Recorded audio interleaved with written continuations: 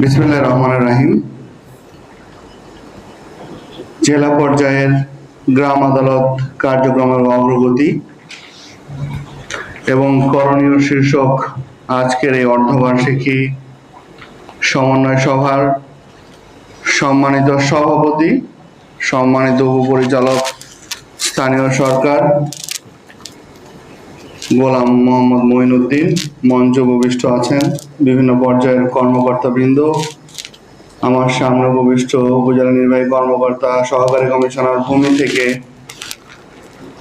অন্যান্য কর্মকর্তাগণ এবং আজকে যাদেরকে নিয়ে আমাদের আজকে এই সমন্বয় সভা এবং অগ্রগতির পর্যালোচনা, আমাদের ইউনিয়ন পরিষদ থেকে আগত সকল প্রশাসনিক কর্মকর্তাগণ, সবাইকে জানাচ্ছি শুভেচ্ছা এবং অভিনন্দন। আজকে আমরা বিভিন্ন এই চট্টগ্রাম জেলার 191টি ইউনিয়ন পরিষদ থেকে বিভিন্ন প্রান্ত থেকে আজকে আমরা এখানে একত্রিত হয়েছি। আজকে আমরা শুধু এখানে এইবারই প্রথম একত্রিত হয়নি, বছরের পর বছর যাবত, যুগের পর যুগ যাবত এভাবেই আমরা একত্রিত হই। আমরা কথা শুনি, কিন্তু আসলে বাস্তবতা হচ্ছে যে আমরা কি করি। আমরা যারা আজকে এখানে এসেছি সকলেই প্রায় তাদের অফিসের সকল কাজকর্ম ফেলে এখানে উপস্থিত হয়েছেন। আরেকটি কাজ, জনগণকে একটি ভালো সেবা দেওয়ার জন্য, জনগণের প্রত্যাশা পূরণের জন্য। আমরা ভালো কথা বলি, আসলে ভালো কাজ করি কয়জন? যদি ভালো কাজ করি তাহলে সমাজের কি ভালো পরিবর্তন হচ্ছে? এই সমাজে আমাদের বর্তমান যে জীবনযাত্রা, আজ থেকে 20 বছর বা 50 বছর আগে তো এরকম ছিল না। আমাদের জীবনের প্রাচুর্যতা বেড়েছে, আমাদের চাহিদা বেড়েছে, আমাদের সুযোগ সুবিধা বেড়েছে, কিন্তু আমাদের মূল্যবোধ, আমাদের দায়িত্ববোধ, আমাদের শ্রদ্ধাবোধ, আমাদের একে অন্যের প্রতি সহযোগিতা, সেগুলো সব কমে যাচ্ছে। আমরা শুধু নিজের ভালো আর নিজের দৌড়ে শ্রেষ্ঠ হওয়ার কাজেই ব্যস্ত, আর ব্যস্ত হচ্ছে অন্যে কি করে নাই, অন্যের কি করা উচিত সেটি নিয়ে আমাদের অনেক আলোচনা সমালোচনা। আসলে আমার নিজের কি করা উচিত সেটি নিয়ে ভাববার অবকাশ আমাদের কারোরই হয় না। আপনারা যারা দীর্ঘ সময় আপনাদের এই দায়িত্ব পালন করছেন প্রশাসনিক কর্মকর্তা হিসাবে, পৃথিবীর এই যে পরিবর্তন হয়েছে, এই যে 20-30 বছরের চেঞ্জ হয়েছে, আপনার প্রশাসনিক কর্মক্ষেত্রে কি পরিবর্তন আপনি ঘটিয়েছেন? প্রশ্ন করেছেন কখনো? আমি যে 20 বছর আগে যেভাবে জীবনযাপন করতাম, আজকে 20 বছর বা 30 বছর পরে আমার জীবনযাপন প্রণালী যতটা চেঞ্জ হয়েছে, আসলে আমি যে সার্ভিসে আসলাম, আমি যে সেবা দেওয়ার জন্য আসলাম, আমি কি সেই মানের সেবা দিতে পারছি? আমি কি সেই দায়িত্ব পালন করতে পারছি? সেই প্রশ্ন কি আমরা কাউকে করেছি? নিজেরা নিজেদেরকে করেছি?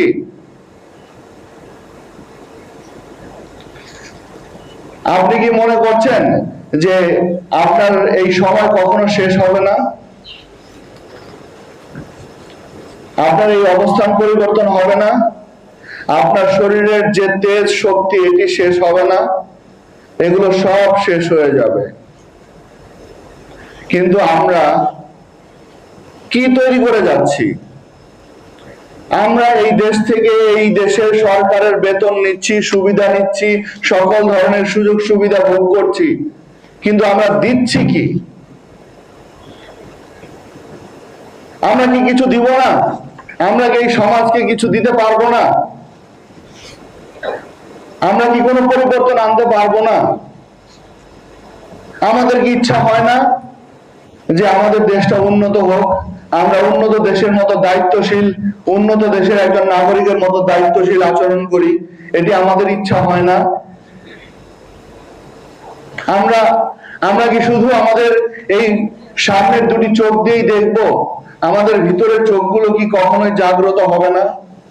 যদি তাই না হয়, তাহলে ওই যে সেদিন যে ঘটনা দেখেছেন, যে আপনার এক সময় বয়স বেড়ে যাবে, আপনিও একা হয়ে যাবেন, এবং আপনি দেখবেন এক সময় মরে পড়ে আছেন, কেউ আপনাকে দেখা থাকবে না।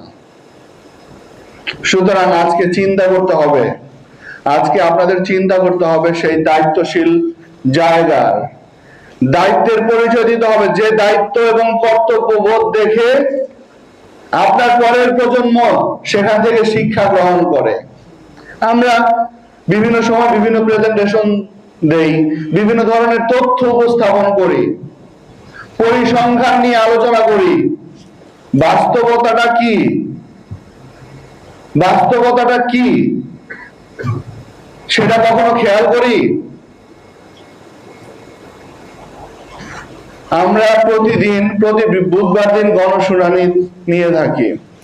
সেখানে যে পরিমাণ মানুষ আমাদের কাছে আসে এবং সেই পরিমাণে মানুষের ঢল যেভাবে বেড়ে যাচ্ছে, আসলে আমরা আমাদের অবস্থান থেকে যদি আমরা আমাদের দায়িত্বগুলো সঠিকভাবে পালন করতাম, অনেক সমস্যাগুলো আমরা কিন্তু সমাধান করতে পারতাম। আপনার কখনো মনে হয় না যে আসলে আপনি যে কাজ করছেন এটি কি আপনি স্যাটিসফাইড কিনা? আপনার কখনো মনে হয় না যে আপনি যে কাজ করছেন সমাজ কি আরো কিছু বেশি চায় কিনা? আপনার কি মনে হয় না যে আপনি যে কাজ করছেন সেটি সমাজের আশা পরিপূর্ণ করে কিনা? এটি কখনো মনে হয়? আপনার কখনো মনে হয়? কখনো চিন্তা করেছেন? আয়নার সামনে দাঁড়িয়ে চিন্তা করেছেন, এই যে আমি সরকারের কাছ থেকে বেতন নিচ্ছি, সুযোগ সুবিধা নিচ্ছি, আমার একটা পরিচয় দিচ্ছি, আমি ইউনিয়নের প্রশাসনিক কর্মকর্তা বা আমি সরকারি কর্মকর্তা, আমার সন্তানরা আমাকে নিয়ে গর্ব করে, আমার পরিচয় বড় হচ্ছে। আমি কি আসলে এই মানের দায়িত্ব পালন করি? কেন করি না? কেন আমাদের মধ্যে বিবেকবোধ আসে না? কে করবে? এই কাজের দায়িত্ব তো আমাদেরকে দিয়েছে, এই দেশ পরিবর্তনের দায়িত্ব আমাদেরকে দেওয়া হয়েছে, তাহলে কেন আমরা করছি না?